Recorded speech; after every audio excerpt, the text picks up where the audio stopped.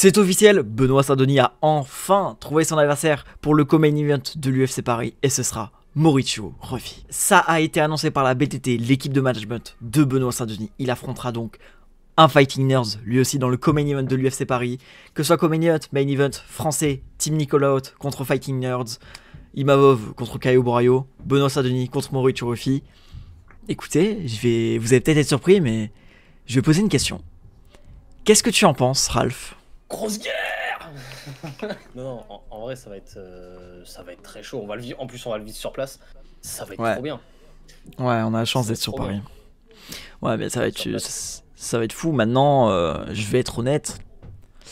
Ruffi n'a jamais... Ouais, voilà. Ruffi n'a jamais affronté un adversaire du néo de Benoît, mais Benoît n'a jamais... Enfin, s'il a affronté... Enfin, il a affronté Poirier, mais... Je sais pas comment dire. Benoît, s'il affronte un gros striker là, avec ce qu'on a vu face à Prépolek, Asie Benoît. Asie. Bonne chance. Moi, je serai dans les tribunes, je regarde depuis les tribunes. Benoît, on l'a déjà vu face à un gros striker, tel que Dustin Poirier. Il s'est fait éteindre.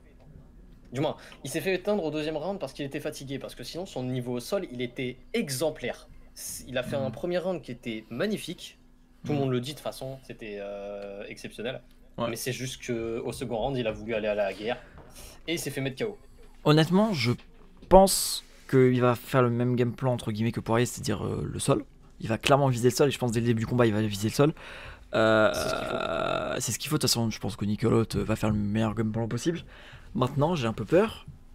C'est que Ruffi, avec son stand karaté, où il est très large, enfin ses jambes sont très écartées l'une de l'autre, qu'il a qu'une jambe, enfin il a une jambe une derrière l'autre et tout, il va être compliqué à emmener au sol, tu vois. Quelqu'un qui avait une scène très semblable, c'était Connor, et Connor était une galère à amener au sol.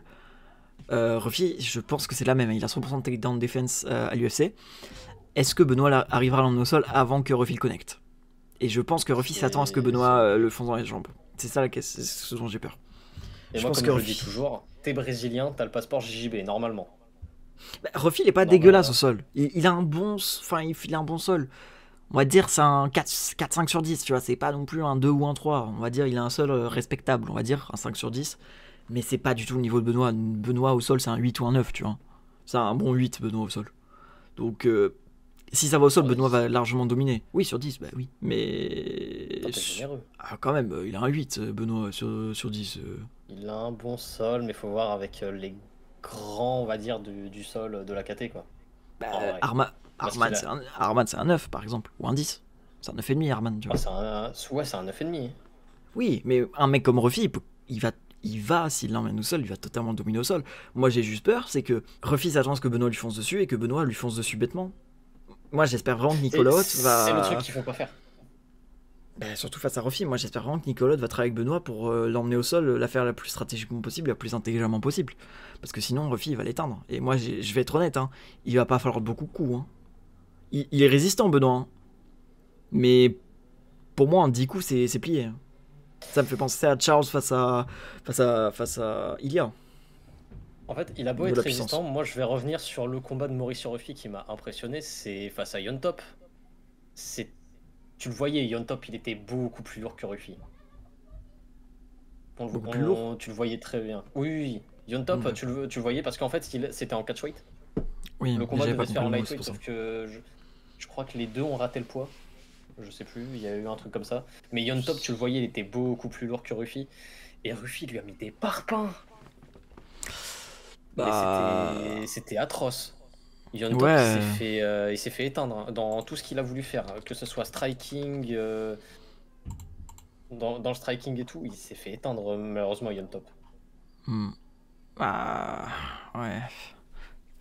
J'ai peur. Hein. Vraiment, je vous le dis, hein, je suis à fond pour Benoît et je pense vraiment que Benoît peut le faire. Vraiment, pour moi, je suis beaucoup plus serein avec Nassourdine qu'avec Ruffi face à Benoît. Je vois Ruffi gagner, je vois Nassourdine gagner face à Caio, mais je suis beaucoup plus serein pour Nassourdine que je le suis pour Ruffi face à Benoît.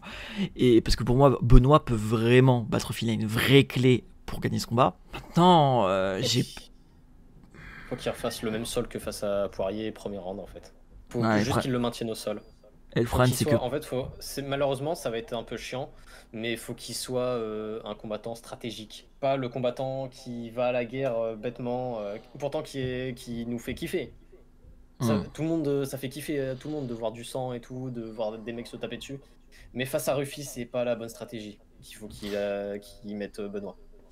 Moi, je te le dis honnêtement, je le vois vraiment là ce qui va se passer.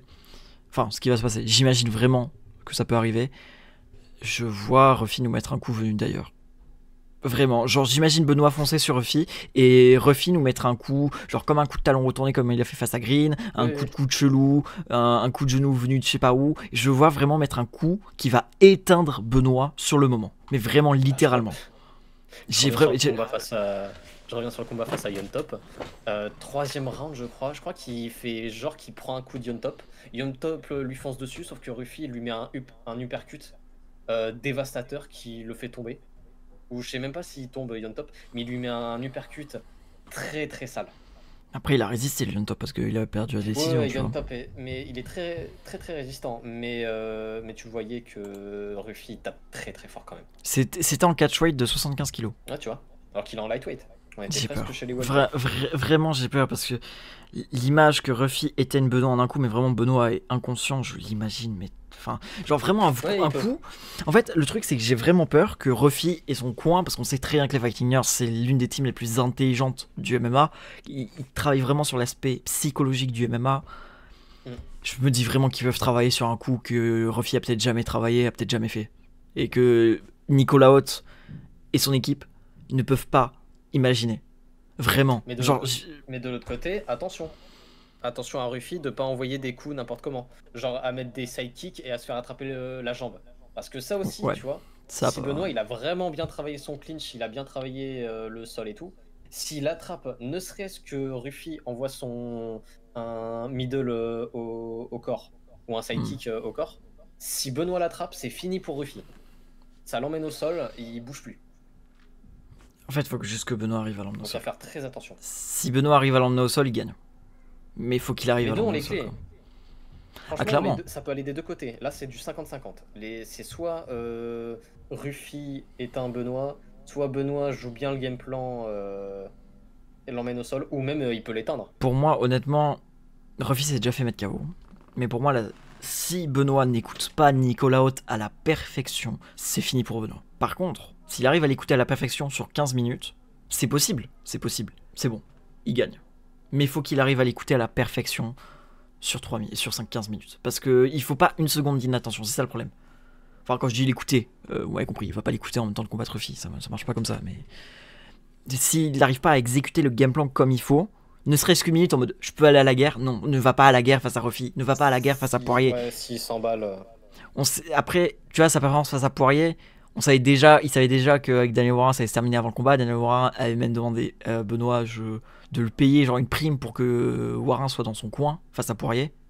Genre vraiment, Warren lui a fait si tu me donnes pas de l'argent là, je suis pas dans ton coin. Du coup, ça a expliqué que peut-être il s'en foutait, Benoît, de Warren à ce moment-là face à Poirier. Son combat face à Kai Prolek, j'ai écouté beaucoup d'interviews d'après-combat de Benoît. En tout cas, toutes celles qu'il y a eu, je les ai toutes écoutées. Tu sens que Benoît, il écoute Nicolas, et il est vraiment à l'écoute, justement. J'espère vraiment qu'on va le voir là à Paris. Parce que, je te dis, Ralph, moi j'ai pas envie d'être dans les tribunes et me sentir mal parce que Benoît il s'est fait coucher. Autant en as, je suis serein, mais Benoît, moi je te le dis, je vois s'il se fait coucher bêtement sur un truc très con, chiant. S'il se fait mettre KO par un coup exceptionnel de Ruffy, je ne peux qu'applaudir. Non mais moi je te le dis, on va applaudir parce que voilà, mais je... Ah ben, j'applaudis. Franchement Ruffy, moi j'aime trop, mais j'applaudis. S'il met KO BSD, j'applaudirais. Je vois Ruffy, et je vois bien Ruffy. Je vois un 65-35 voire 70-30 pour Ruffy. Ouais, je dirais 65-35 quand même. Je suis vraiment en 50-50. Je suis vraiment en 50-50 où ça peut aller des deux côtés parce que c'est vraiment un test pour Ruffy. T'as vu, il a pas affronté des grands noms ou quoi. Même si Benoît, c'est pas un grand nom, mais c'est quand même un mec qui est classé, quoi. Ouais. T'as vu ? Je sais pas, on va voir. Il fait des performances un peu controversées. Ouais. C'est quand même quelqu'un, Benoît. Donc en vrai, c'est un test pour les deux. C'est un test pour Benoît parce que... C'est l'entrée pour Ruffy dans le top 15 ou c'est Benoît qui continue sur sa lancée et qui va essayer de décrocher le top 10. Bah, c'est surtout que si Benoît là il bat Ruffy, il reprend tout sa hype. Il a montré que Ouais. même face à un mec qui peut aller à la guerre et qui peut l'éteindre à la guerre et qui est vraiment un gros striker, il peut le battre. Que il peut écouter son coin, donc il a vraiment une intelligence de combat. Il peut gagner beaucoup de choses, Benoît. Par contre, Ruffy, s'il bat Benoît, je dis pas que c'est fini Benoît, parce que je pense que l'USL aime beaucoup Benoît, et c'est même un fait. Dana White aime beaucoup Benoît. Mais Mm. par contre, Benoît, je pense qu'on peut oublier le top 15. Ah Et bah, c'est bien sûr, méchant, c'est c'est le top méchant, 15. c'est méchant. Mais quand tu vois tous les gens qui sont pas encore top 15 dans la catégorie des 70, et enfin, tu vois, un Rebechki, je suis plus serein parce que c'est quand même un mec qui frappe fort, qui va à la guerre, etc. Mais Rebechki, c'est un profil qui ressemble aussi beaucoup à Benoît. Mais Benoît est meilleur, il est intrinsèquement meilleur que Rebechki, je trouve. Pas en striking, mais bon. Du coup, à voir. Bref, c'est à peu près tout ce qu'on avait, je pense, à dire dessus. Je sais pas si toi, Raph, tu voulais rajouter quelque chose. Du tout. Là, franchement, on a bien fait On le a... point. Ouais, là, on a un peu tout dit. Donc écoutez, n'hésitez pas à nous suivre sur tous les réseaux, Cage Spirit MMA, que ce soit TikTok, X, Insta. J'arrive pas à viser avec mon doigt, mais c'est comme ça. On sera en live samedi. Enfin, moi, je serai en live sur ma chaîne Twitch. Et on sera en même temps sur le serveur Discord de Cage Spirit pour diffuser l'événement. N'hésitez pas à venir. Le lien est évidemment dans la description. On se retrouve dimanche dans la journée. Dans la soirée, je ne sais pas quand il sera posté, mais il y aura un podcast sur la victoire de Nora Cornol. Sinon, la semaine prochaine, il y aura les pronostics. Évidemment, on fera des podcasts sur les news. C'était Wes, c'était Ralph, c'était Cage Spirit. Bye Et bye. bisous.